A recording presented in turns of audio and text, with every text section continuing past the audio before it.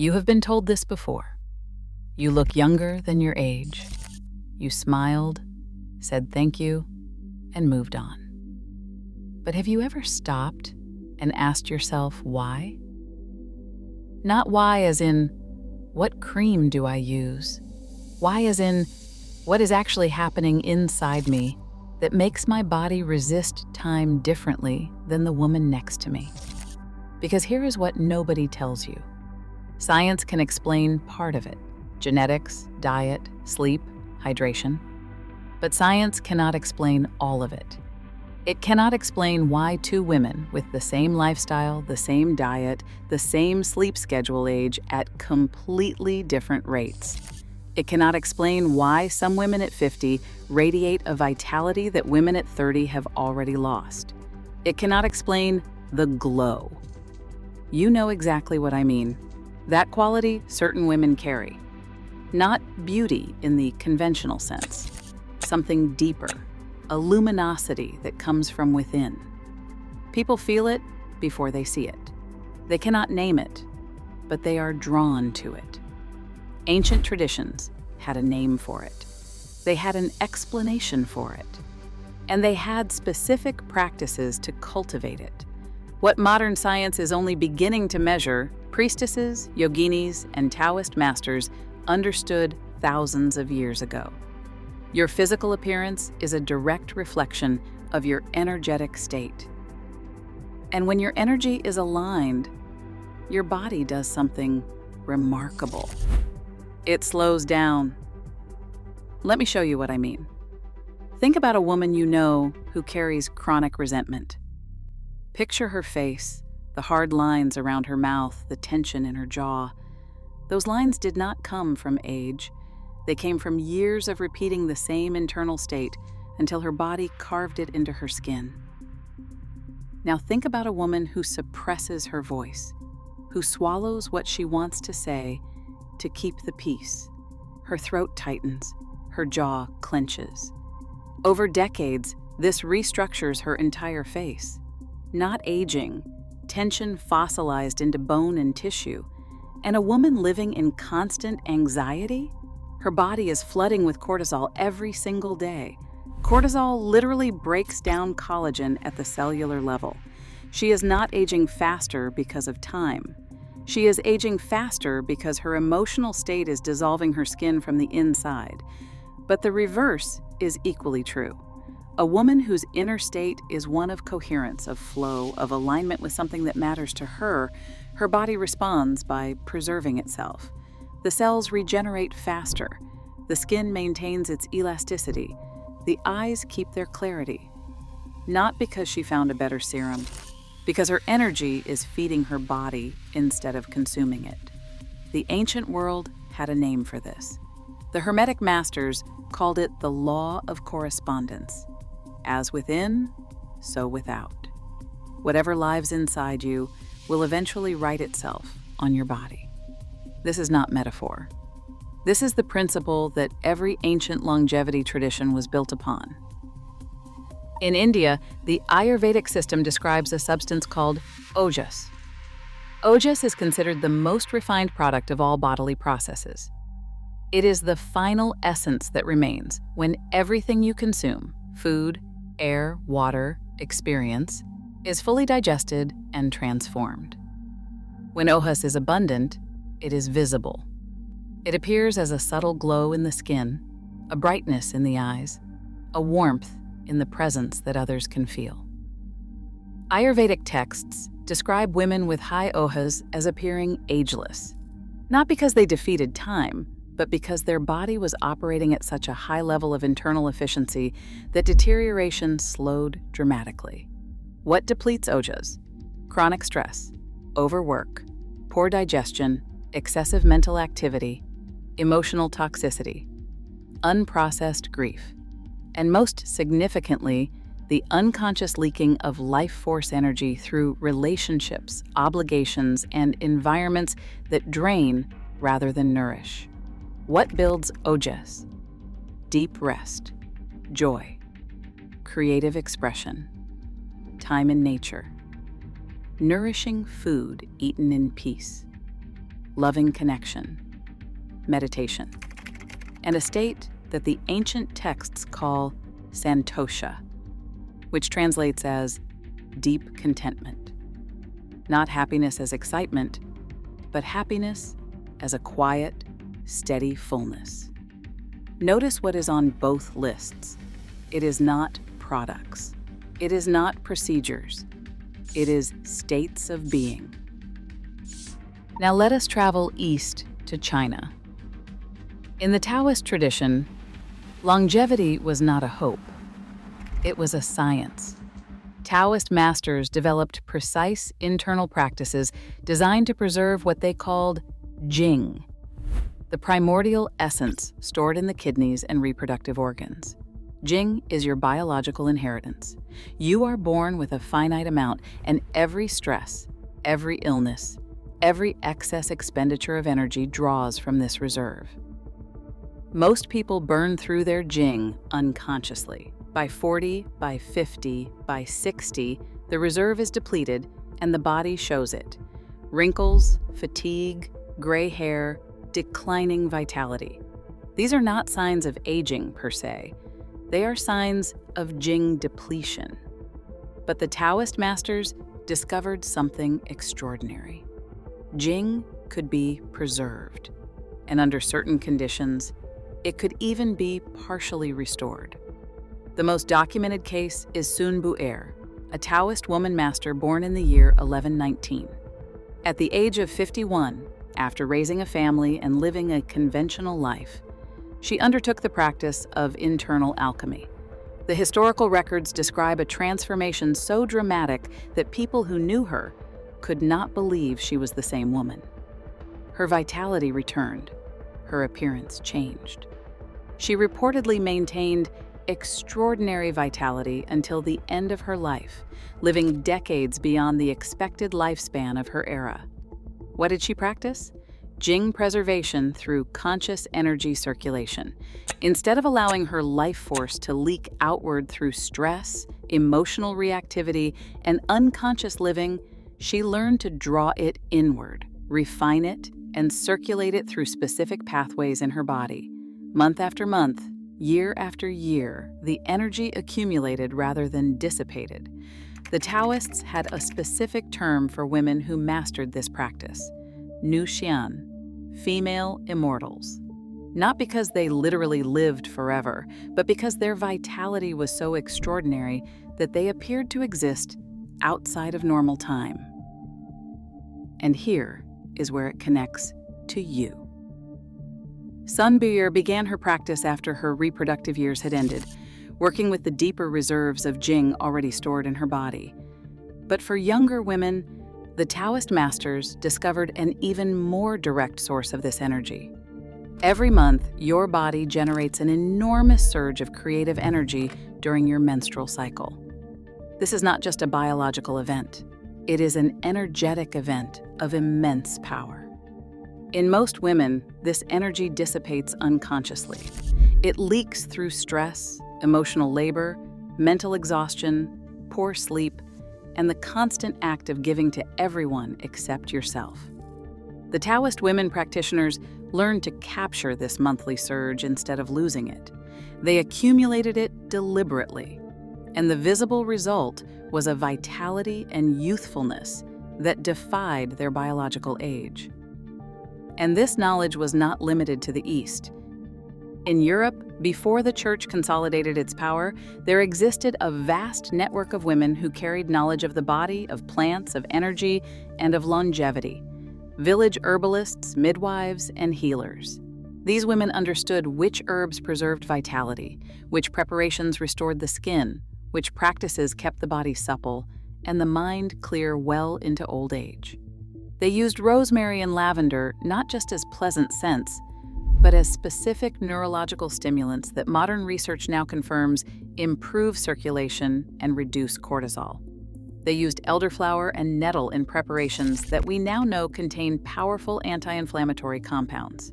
They practiced breathwork and movement rituals tied to the seasons and the lunar cycle, maintaining a connection between their bodies and the rhythms of nature that modern women have almost entirely lost. These women were often described by their communities as ageless.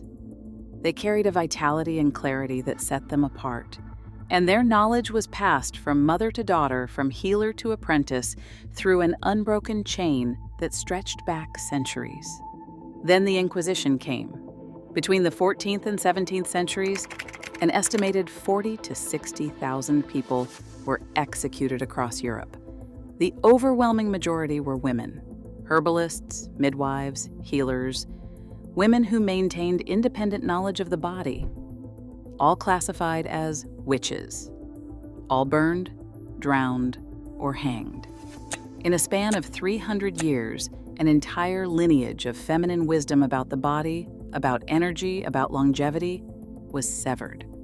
The knowledge that had kept European women vital and radiant for generations was reclassified as sorcery and destroyed. What replaced it was medicine controlled by men, products controlled by corporations, and a relationship to the body based on fear rather than wisdom. This is not ancient history. This is the reason you reach for a bottle instead of a practice. This is the reason you trust a laboratory more than your own hands. The women who knew how to keep the body young through energy, through herbs, through presence, were eliminated, and their daughters were taught to forget. But the body remembers. Your body remembers. Now let us look at what modern science is discovering, because here is where the ancient and the modern finally meet. In 2009, Elizabeth Blackburn won the Nobel Prize for her research on telomeres. Telomeres are the protective caps on the ends of your chromosomes. Every time a cell divides, the telomere shortens. When it becomes too short, the cell can no longer divide and it dies. This is the biological mechanism of aging at the cellular level. Here is what made her research revolutionary. Blackburn discovered that telomere length is not fixed. It is influenced by lifestyle and, most remarkably, by psychological state. Women under chronic stress had telomeres that were measurably shorter than women of the same age who were not under such stress. The difference was equivalent to an entire decade of additional aging. But the reverse was also true. Women who practiced meditation, who cultivated present moment awareness, who reduced their stress response, showed telomere lengths that were longer than expected for their age. Their cells were biologically younger than their calendar age suggested. Further research from the HeartMath Institute confirmed that sustained states of gratitude and inner calm measurably improved hormonal balance and reduced cellular inflammation. Read that again. Your emotional state is not separate from your physical body. It is writing your body in real time. Every moment of joy, of peace, of creative flow is literally building younger cells. Every moment of resentment, of fear, of grinding through life without presence is accelerating their decline. And this is why the modern world ages women so fast. Not because of time, because of how modern life forces women to spend their energy. Think about what a typical day looks like. You wake up already behind. You check your phone before your feet touch the floor, and immediately your nervous system activates. Emails, messages, news, obligations all flood in before you have taken a single conscious breath. Your cortisol spikes, your body shifts into survival mode, and it stays there for the next 16 hours. You commute, you perform, you manage other people's emotions. You solve problems that are not yours. You smile when you want to scream. You say yes when your body is screaming no. You give energy to your job, your partner, your children, your parents, your friends. At the end of the day, there is nothing left for you. You collapse into sleep, not from rest, but from depletion.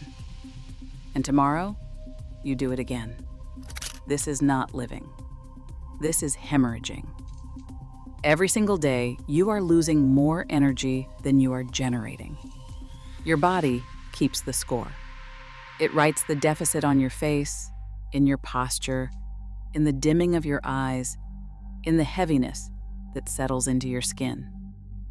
The woman next to you who looks 10 years younger is not doing more. She is losing less. It is not random. It is not genetics. It is the sum total of her energetic state over time. At some point, consciously or not, she aligned with certain principles. She found something that gives her genuine joy, and she does it regularly. She is not in a state of chronic emotional labor for everyone around her. She experiences presence, moments where she is fully here rather than mentally scattered across past and future. She maintained access to her creative energy rather than spending it all on survival. And here is what matters most. This is not something you either have or do not have. It is something you can consciously cultivate. The same way the Taoist immortal women cultivated it. The same way the Ayurvedic practitioners built Ojas through deliberate living. The same way the European herbalists maintained their vitality for generations before that knowledge was taken from them. 3 things you can begin today. The first practice is energy reclamation. At the end of each day, before sleep, close your eyes and mentally review where your energy went. Notice the conversations that drained you, the obligations that took more than they gave, and the thoughts that consumed you. Then, consciously call that energy back. Visualize it returning to your body, settling into your lower belly, your sacral center. This is not imagination. It is an ancient practice found across Eastern and shamanic traditions, sometimes called recapitulation. You are withdrawing your life force from the places where you scattered it and bringing it home. Do this every night for 30 days and notice what happens to your face, your energy, your vitality. The second is the practice of joy as medicine. Choose one thing each day that brings you genuine pleasure, and do it without guilt, without productivity justification, without earning it first. Dance to one song, sit in sunlight for 10 minutes, walk barefoot on grass, smell flowers, touch something beautiful. This is not luxury. This is Ojas production. You are generating the substance that ancient traditions identified as the source of radiance and biological youth. Your body cannot produce Ojas under stress. It can only produce it under conditions of safety, pleasure, and presence. The third practice is morning stillness. Before the world touches you, before your phone, before conversation, before the demands begin, give yourself 5 minutes of absolute stillness. Hands on your lower belly, slow breath, eyes closed. Feel yourself existing before you start performing. This is Jing preservation in its simplest form. You are sealing your energy inside your body before the day begins pulling it outward.